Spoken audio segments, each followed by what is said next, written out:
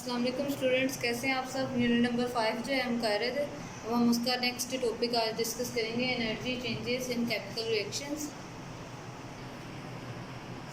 Energy changes यानी energy जो है उसमें जो तब्दीलियाँ आती हैं केमिकल रिएक्शन केमियाई अवामिल के दौरान। केमियाई अवामिल इस दौरान में जो तब्दीलियाँ आती हैं ना, हमने वो देखना है आज की वो कौन सी तब्दीलियाँ होती हैं। सबसे पहले हमने समझना है एनर्जी चेंजेस को। तो जो नेचर होती है ना किसी भी केमिकल रिएक्शन की, nature of chemical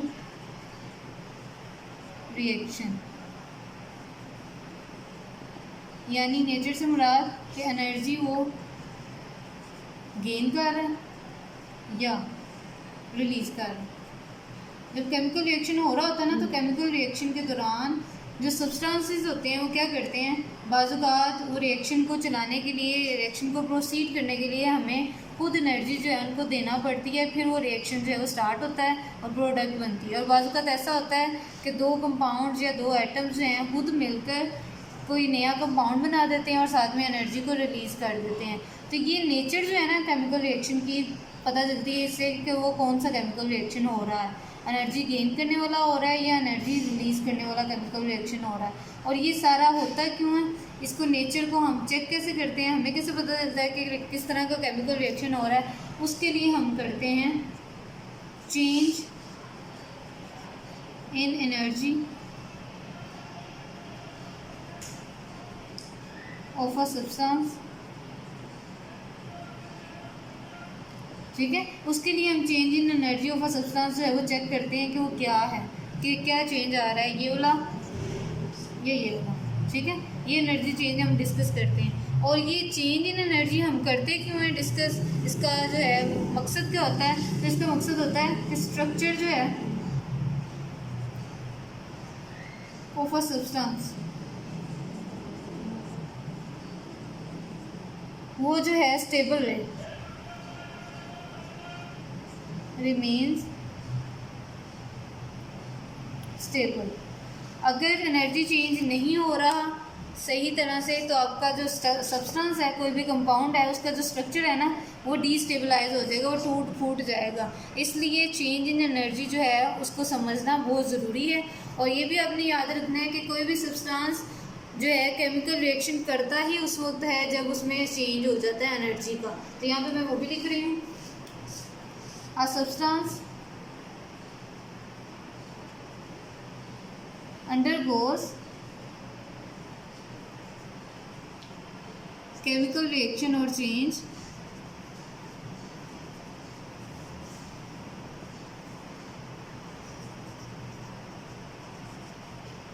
when its energy, जब उसकी एनर्जी जो है वो चेंज हो चुकी होती है, it's energy is changed.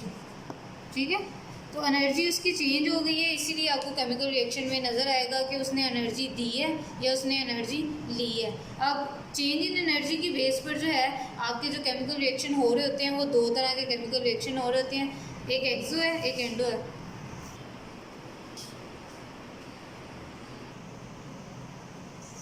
On the basis of change in energy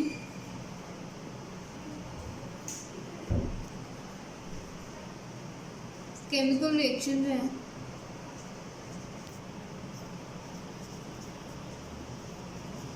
are classified, उनको क्लासिफाइड किया जाता है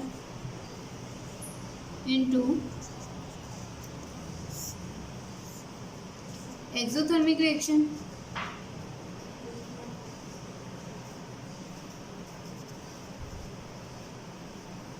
and second one endothermic reaction।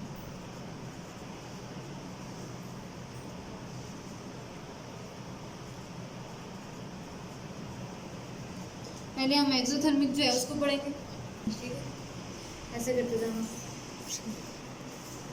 पहले मैं आपको एक्सोथर्मिक जो है उसको समझाती हूँ। एक्सोथर्मिक क्या होता है। एक्सोथर्मिक रिएक्शन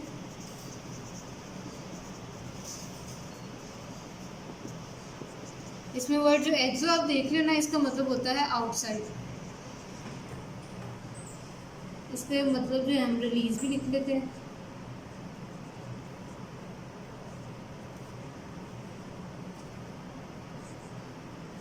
ठीक है। और थर्मिक लफ्ज जो आया आपका, इसका मतलब होता है हीट। अब आपके मीनिंग से ही आपको आइडिया हो गया होगा कि इसका क्या मतलब होता है। वो रिएक्शन जिनके दौरान हीट जो है वो बाहर निकलती है, रिलीज होती है, उन रिएक्शंस को हम एक्सोथर्मिक रिएक्शंस का नाम देते हैं। यहाँ से हम इसकी डेफिनेशन भी ले सकते हैं। A reaction in which heat is given out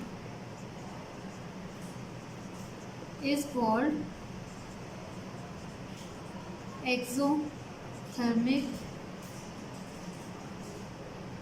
reaction। वो एक्सोथर्मिक रिएक्शन जो है वो कहलाएगा। इसकी सिंपल रोज़मर्रा एवरीडे लाइफ से अगर आप एग्जांपल लेना चाहो तो आपको मिल जाएगा फायरवर्क। आप जो क्रैकर्स जो हैं जलाते हो, वो जो फायरवर्क आप करते हैं बेसिकली उसमें हीट जो है वो बाहर निकल रही होती है। अब हम रिएक्शंस देखते हैं जिनमें नज़र आएगा कि किस तरह से हीट जो है वो रिलीज़ हो रही है। वो मैंने आपको कॉमन एग्जांपल दी थी। अब मैं आपको रिएक्शंस में दिखाऊंगी किस तरह से हीट जो है वो बाहर निकलती है, इवॉल्व होती है। आपने एग्जांपल में बर्निंग एप्लीकेशन जो आपने केमिकल रिएक्शन से पढ़ी थी, अगर आपको याद हो टॉपिक, तो ये सारे वही जो हैं हीट इवॉल्व के होंगे। बर्निंग ऑफ फ्यूल, आपने ये टॉपिक पढ़ा था। बर्निंग ऑफ फ्यूल में जिस तरह का फ्यूल है उसके अकॉर्डिंग जो है हीट जो है वो निकलती है। जैसे सपोज बर्निंग ऑफ फ्यूल में आप वो ले लें पेट्रोल, तो आपने देखा था कि पेट्रोल जो है वो किस तरह से प्रेशर डालता है आपके इंजन पर, और उसके नतीजे में पिस्टन जो है प्रेशर वो क्रिएट करता है। जब आप उसको स्टार्टअप करते हो, उस प्रेशर क्रिएट करने की वजह से आपका जो पिस्टन है इंजन का,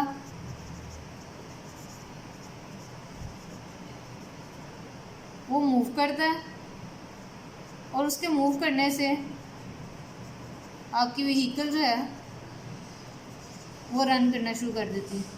तो ये एक केमिकल जो है वो है आपका रिएक्शन जिसमें हीट जो है वो यूज़अप हो रही है, बाहर निकल रही है। इसी तरह से आपकी बर्निंग जो है आपने पढ़ी थी, बर्निंग ऑफ फ्यूल, ये पेट्रोल का हो गया। इसके बाद बर्निंग ऑफ फ्यूल में आप कोल देख लो। कोल क्या करेगा, आपको मैंने बताया था कार्बन होता है। जब ये जलता है तो क्या होता है, कार्बन प्लस ऑक्सीजन। जब ये बर्न करता है तो उसके नतीजे में कार्बन डाइऑक्साइड गैस बनती है, साथ में हीट रिलीज होती है। That is the reaction of exothermic. Second अगर आप देखो, नेचुरल गैस जो फ्यूल था आपका CH4 मीथेन, जब ये जलता था तो इस गैस के जलने से क्या बनता था, कार्बन डाइऑक्साइड गैस बनती थी, साथ में आपका वाटर बनता था, वाटर वेपर्स, और प्लस आपके हीट जो है वो रिलीज़ होती थी। यूँ ये भी एक एक्सोथर्मिक रिएक्शन को शो कर रहा है। थर्ड अगर आप देखो तो आपने एक्टिविटी की थी आयरन की और सल्फ़र की। आयरन फिलिंग्स आपने ली थी और उनको सल्फ़र के साथ जो है आपने जलाया था। तो जब इनको जलाते हैं तो इसके नतीजे में आयरन सल्फाइड बनता है, प्लस हीट जो है वो साथ इवॉल्व होती है। तो ये मुख्तलिफ़ तरह के रिएक्शंस हैं जो आपको एक्सोथर्मिक की एग्जांपल देंगे। अब वो बुक में एक जो है उन्होंने एक्टिविटी भी दी हुई है, मैं आपको वो भी दिखाती हूँ जी। Energy changes in chemical reaction ये हम डिस्कस कर रहे हैं। एक्सोथर्मिक इसका पोर्शन है, ये आपको मैंने रिएक्शन से दिखा दिए।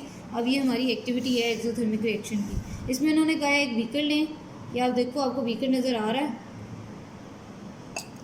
ये एक बीकर भी मौजूद है, और उसमें उन्होंने अनस्लेक लाइम कहा है आपको लेने के लिए। अनस्लेक लाइम जो है वो भी इसमें मौजूद है। अनस्लेक लाइम के बाद उन्होंने कहा कि हमें करने के लिए take a beaker and fill it half with water. ये पानी के साथ मैंने इसको भर लिया है। ऐड सम अनस्लेक लाइम, जिसका फार्मूला कैल्शियम ऑक्साइड होता है, वो मैंने इसमें शामिल किया हुआ है।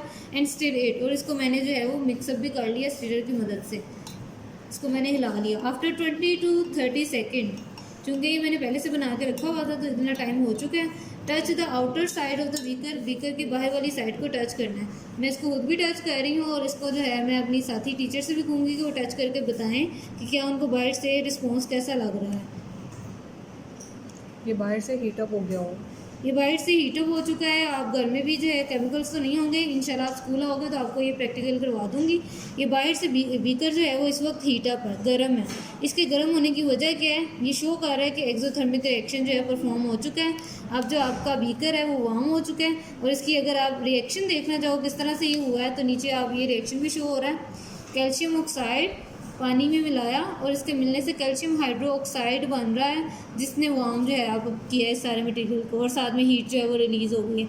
यूँ आपकी एक्टिविटी जो है वो कंप्लीट हो गई, जिसमें आपने देखा कि किस तरह से हीट जो है वो रिलीज़ होती है जब केमिकल जो है वो एक दूसरे के साथ मिलते हैं और रिएक्शन करते हैं। कल इंशाल्लाह हम जो है इसका सेकंड टॉपिक जो है एंडोथर्मिक रिएक्शन जो है उसको डिस्कस करेंगे। तब तक के लिए stay in touch, stay safe, अल्लाह हाफिज़।